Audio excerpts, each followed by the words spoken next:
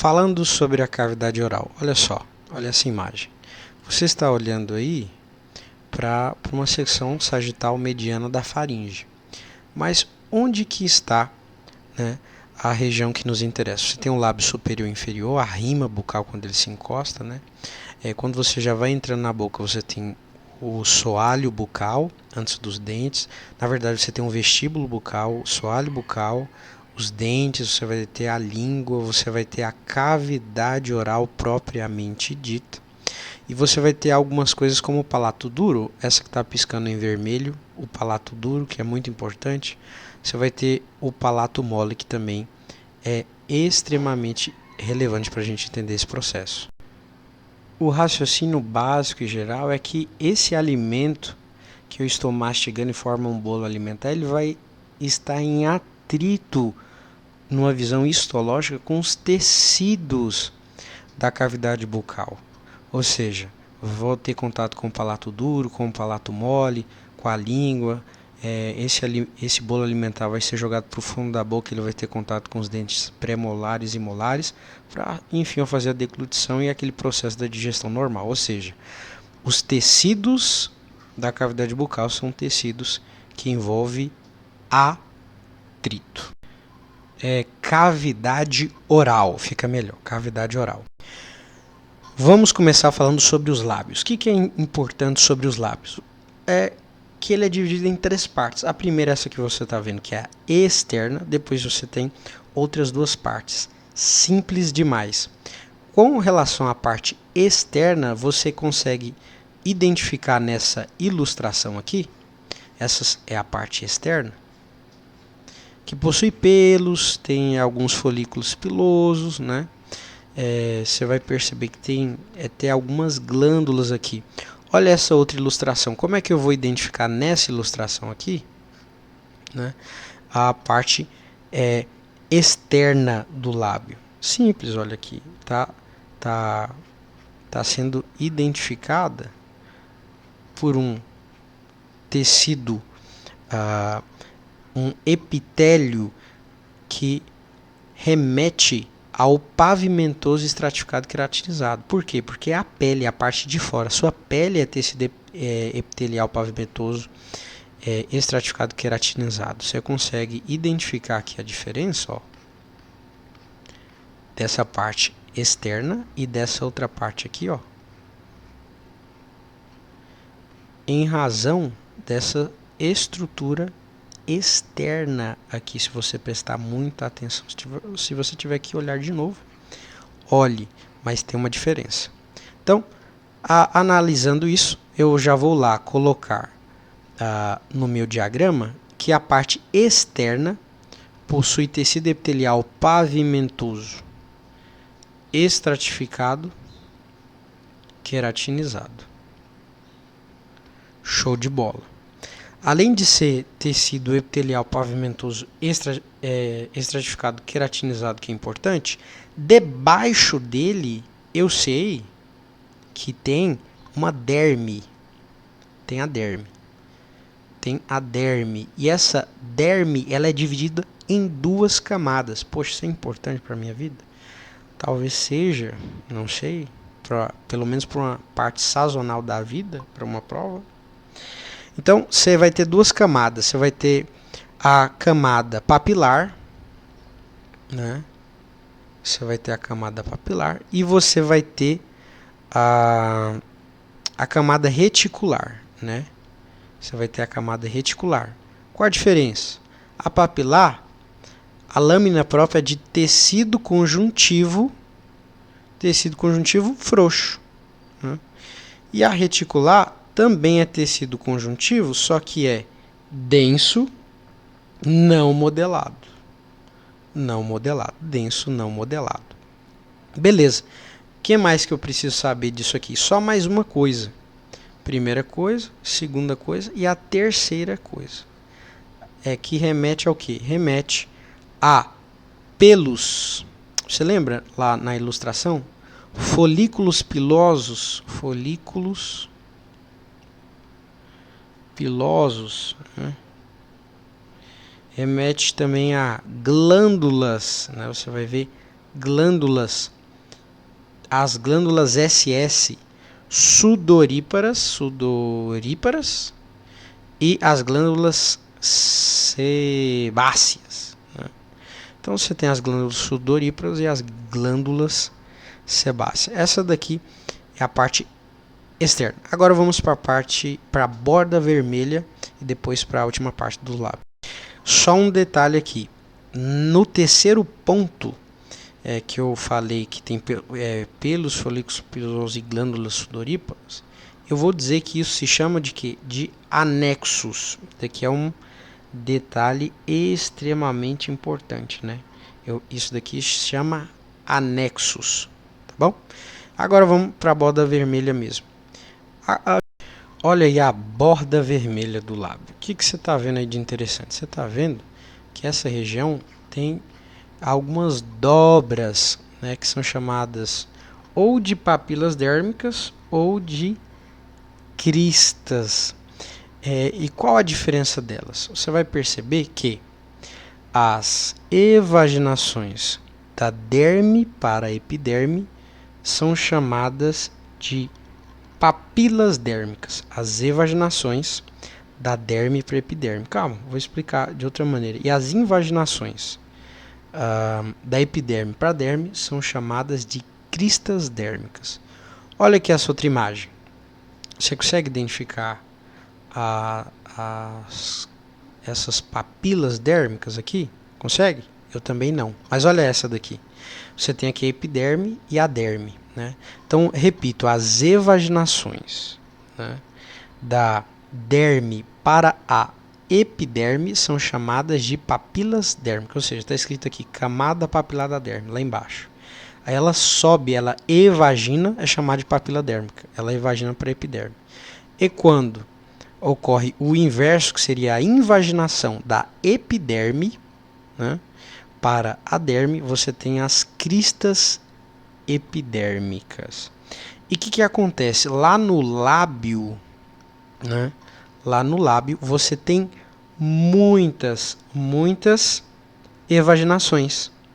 De onde? Da derme para a epiderme. Ou seja, você tem muitas papilas, papilas dérmicas, né? Na verdade, papilas dérmicas. E essas papilas dérmicas, né, elas possuem muitos plexos venosos. E se tem muitos plexos venosos, eu aumento a vascularização. Poxa, lógica básica. Aumento a vascularização, sangue é de que cor vermelho, entendeu? De maneira didática, simplificada, ilustrando. Então, os pontos que eu preciso deixar aqui é o seguinte, ó. Eu tenho muitas eu acho que não tem acento aqui não, ó. Eu tenho muitas papilas dérmicas. E eu tenho uma grande quantidade de plexos venosos nessas papilas dérmicas que vão que significa que vai aumentar a minha vascularização. E aí essa borda vai ficar vermelha. Deu para entender? Esses são os 3 pontos aí que a gente não pode esquecer. Finalmente vamos para a parte interna. Na parte interna, a banda toca diferente. Por quê? Porque nessa parte interna aqui do lábio, nós já vamos ter uma diferenciação do epitélio. Ou seja, enquanto aqui era no lábio externo era epitélio pavimentoso, estratificado e queratinizado, e na borda vermelha era o mesmo epitélio, olha para você ver, pavimentoso, estratificado, queratinizado. Aqui, quando a gente vai entrando para a região interna da boca, você vai ter um epitélio pavimentoso, sim, estratificado, sim, mas não queratinizado.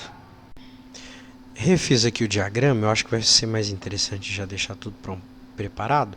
Então eu já falei sobre pavimento estratificado não queratinizado, lâmina própria, que é tecido conjuntivo frouxo, ou seja, colágeno. Agora tem um detalhe, se você dá uma olhada aqui, você vai perceber que além de se tratar da parte interna e da mudança do epitélio, você vai ter a presença de musculatura, ou seja, aqui você tem a parte externa, né, nós já conversamos, você tem a borda vermelha e por fim você tem a parte interna. E aí você vai encontrar musculatura. No caso, é músculo estriado esquelético, que é o músculo orbicular dos lábios. Você está vendo aqui. Você vê também a presença de glândulas, né? Glândulas labiais.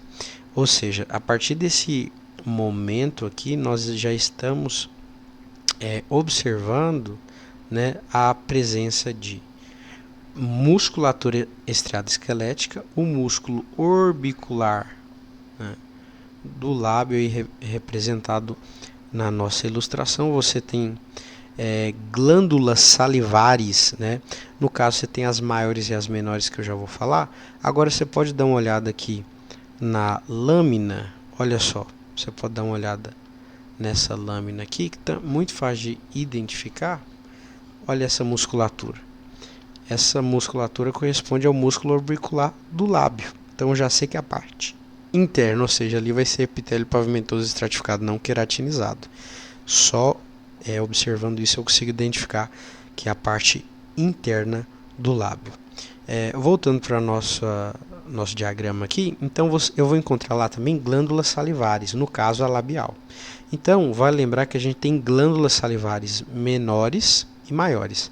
As menores são 5%, elas produzem 5% da saliva. As maiores produzem os 95%. Como é que eu decorei glândulas salivares menores? LPL. Então tem a labial, eu vou pela parte do lábio, né? Daqui da pessoa, né? A pessoa, vou pelo lábio da pessoa e eu entro, aí tem o palato, então eu tenho a glândula salivar palatina no céu da boca e aí eu vou descer para a língua, aí eu tenho a lingual.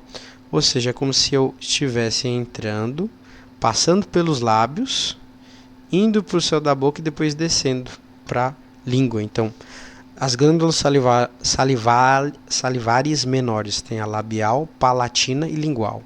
As glândulas salivares maiores já são de um tamanho que não caberia entre aspas dentro da boca, então elas vão ficar em outra região.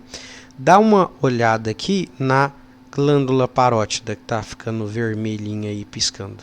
Então, essa daí é a glândula parótida, né?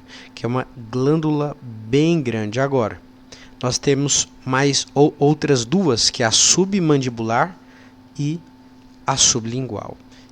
Inclusive que eu separei também uma imagem aqui para te mostrar, olha só. A parótida, a glândula parótida, a submandibular debaixo da mandíbula e você tem a sublingual também.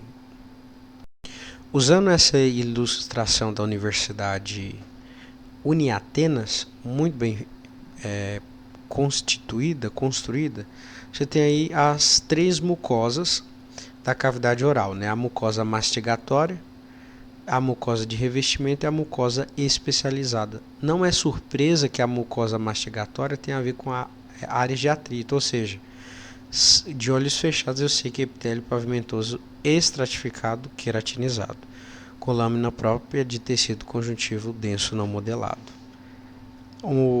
E fazem parte, né, dessa mucosa mastigatória o palato duro e as gengivas. Eu poderia dizer que a língua, a parte superior da língua também se englobaria pela sua função. Porém, existe um detalhe muito singular que deve ser considerado. Mas antes de falar sobre a língua, a mucosa de revestimento, ela é epitélio pavimentoso estratificado, só que não queratinizado, como já foi dito anteriormente aqui.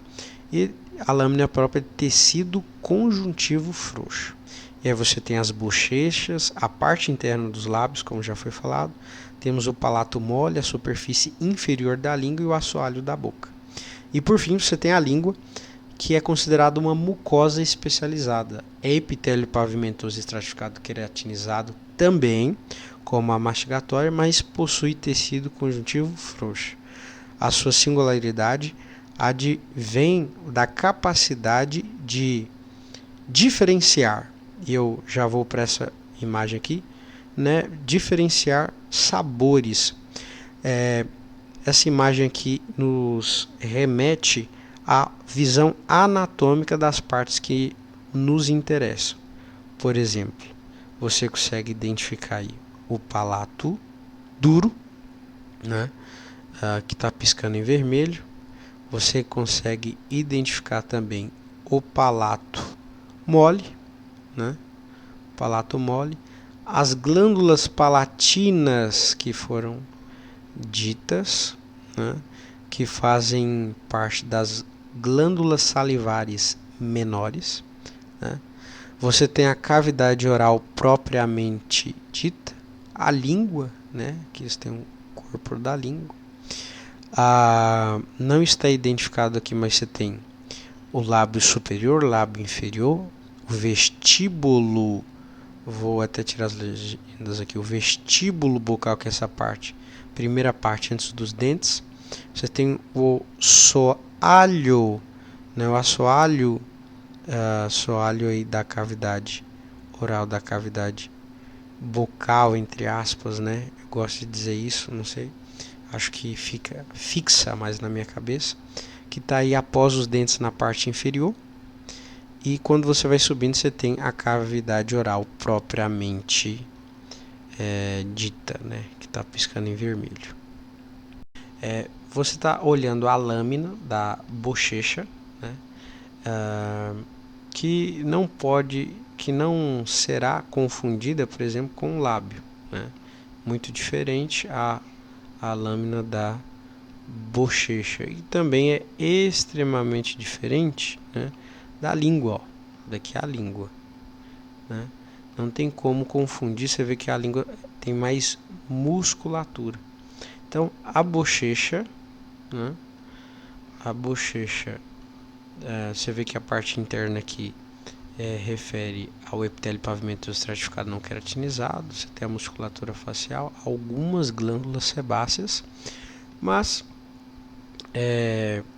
ela faz parte desse diagrama que agora há pouco você já deu uma olhada comigo, e tem aí tecido conjuntivo frouxo como lâmina própria. Falando sobre os dentes, nós temos aí a coroa, né, indicado pela cor vermelha que está piscando, né? A coroa, ali na coroa você pode ver que tem um esmalte, né? Você tem um colo, que é a área de transição. Isso é uma visão anatômica. Você tem a raiz, que representa 3/4 aí do dente, que está inserido fixo no osso da maxila e da mandíbula. Você tem, voltando lá para o esmalte lá em cima, você tem o esmalte, que é o elemento mais resistente do corpo, né? De maneira didática, é a parte mais dura do corpo humano, a parte mais dura que tem. Você depois tem a dentina, que está localizada bem aí debaixo do esmalte, né? Você tem a polpa, mas nós vamos identificar aqui nesse outro diagrama, né? Aqui que você pode ver a coroa, o esmalte, que é formado por 96% de cristais de hidroxipatita de cálcio. Aí você tem a dentina, que é formado por 76% dessa mesma substância. Significa dizer que o esmalte é o elemento number one, né, mais duro, mas a dentina vem aí em segundo lugar.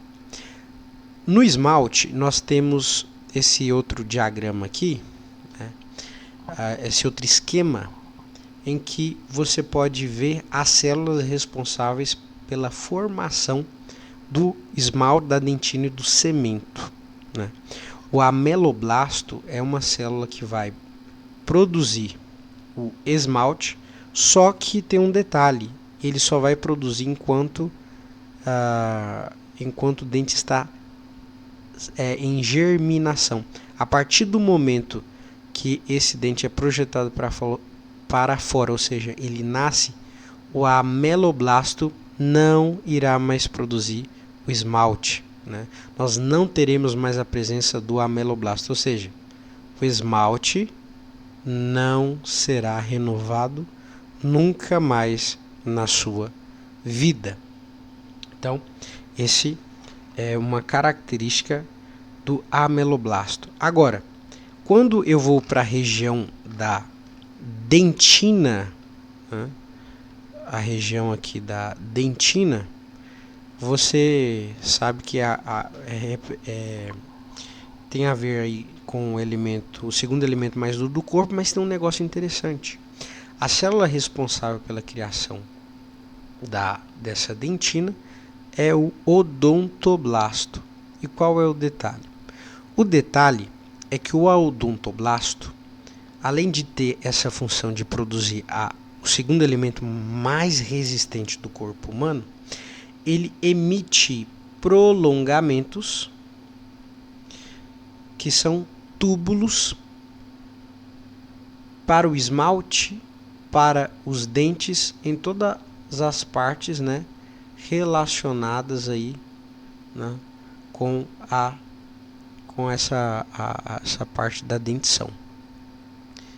Isso significa dizer o quê? Significa dizer que o odontoblasto tem uma função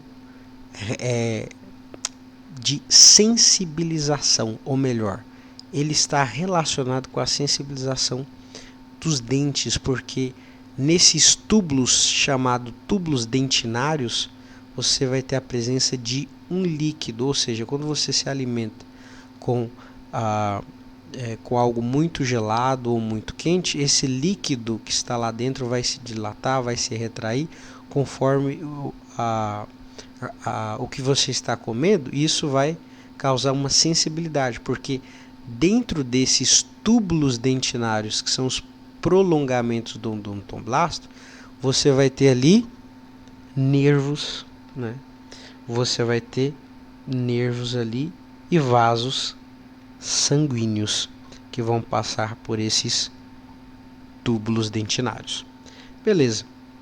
Você tem ali também a parte da polpa, né? Onde corresponde aí a tecido conjuntivo frouxo, e você pode perceber que tem nervos e vasos aí, né? E você tem aqui também o cemento, né? O cemento, ele é comparado ao osso, é como se fosse uma espécie de osso, né?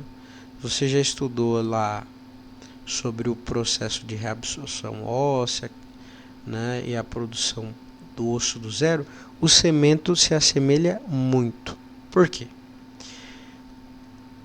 O cementoblasto, ele é responsável pela formação do cemento, né, que é justamente essa parede aí, né, rosada, vamos dizer assim,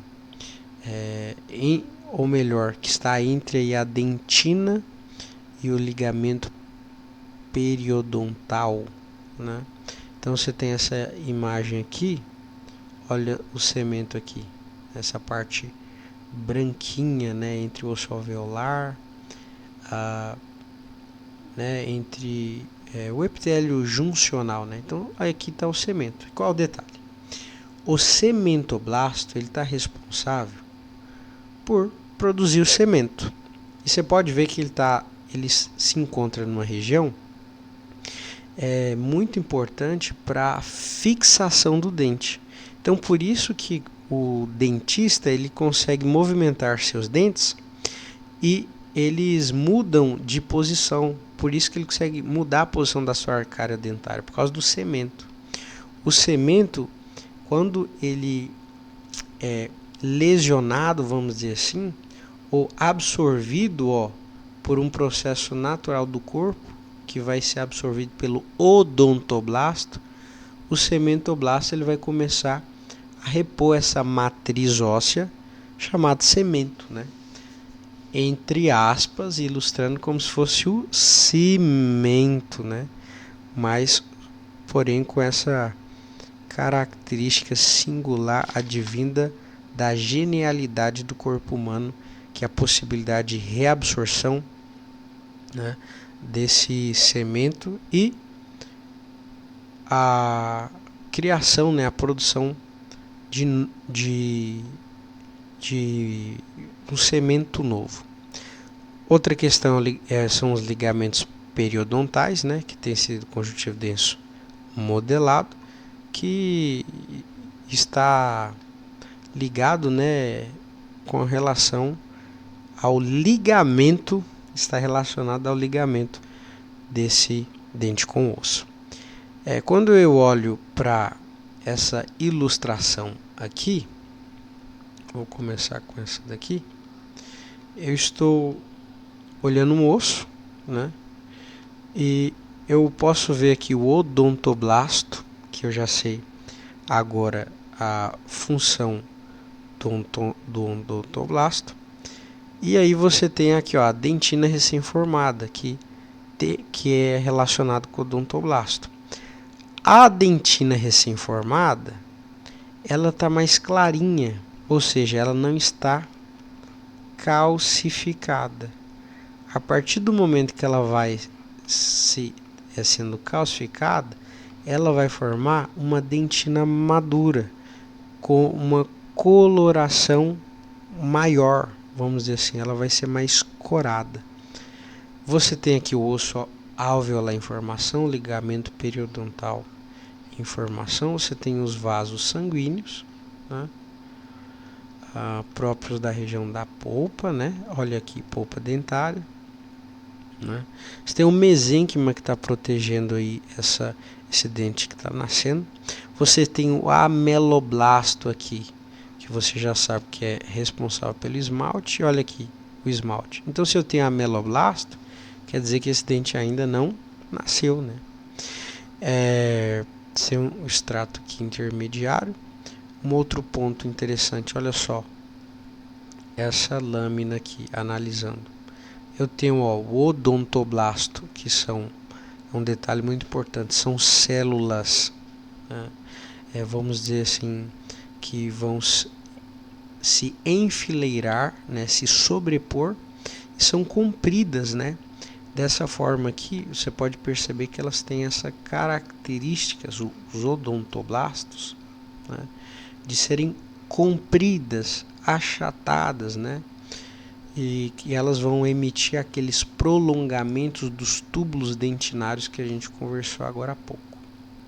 Então, você tem aqui o retículo estrelado, que corresponde àquele mesênquima lá que eu acabei de falar. Então, você tem aqui também uma dentina recém-formada e uma dentina madura. Você pode perceber que a dentina recém-formada é menos corada e a dentina madura é corada.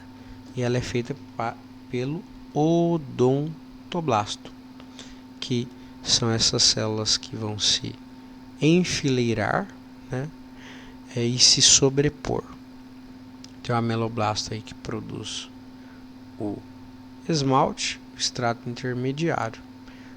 Um outro ponto interessante aqui é a análise, né, desse dente. Você consegue ver aqui lá na parte superior, começando em cima, o esmalte, depois eu tenho a dentina, você aí tem a polpa, você já sabe que tem na polpa, né? Depois você desce, tem o osso alveolar, o ligamento periodontal, você tem aí a gengiva, inclusive, né, na gengiva, M10 e zonas de oclusão, né, fazem com que a saliva que está presente ali na gengiva, né, não vá para o dente, né, essa saliva cheia de anticorpos não vá para a região aí do dente. Isso é interessante. Indo lá mais para baixo, você tem um canal radicular, que é uma região aí mais fina, né? Vamos dizer assim, mais fininha, e é chamado de canal radicular. Aí você desce um pouco, você tem o cemento, e aí você tem um forame apical, né? Que ele está relacionado à passagem de vasos sanguíneos e nervos. Afinal, quando eu passo os vasos sanguíneos e nervos pelo forame, ele vai para esse canal radicular, que é uma passagem. Ele vai chegar onde? Na polpa, e na polpa nós temos vasos sanguíneos e nervos, né? Então, quando a gente olha também um dente em germinação, aqui ó, você tem aquelas características das lâminas que nós acabamos de olhar, né? Você tem o extrato intermediário, você tem um retículo estrelado que é o mesênquima, né? E aí você tem os ameloblastos que vão produzir o esmalte, você tem a dentina aqui, você tem a dentina madura, recém-formada, não é? Você tem os odontoblastos, mais uma vez, compridos e enfileirados, sobrepostos um sobre o outro, que vão produzir aí a dentina. E a dentina recém-formada, a pré-dentina, é aquela que não foi completamente calcificada. E aí, quando a dentina se torna madura, é porque ela foi completamente calcificada.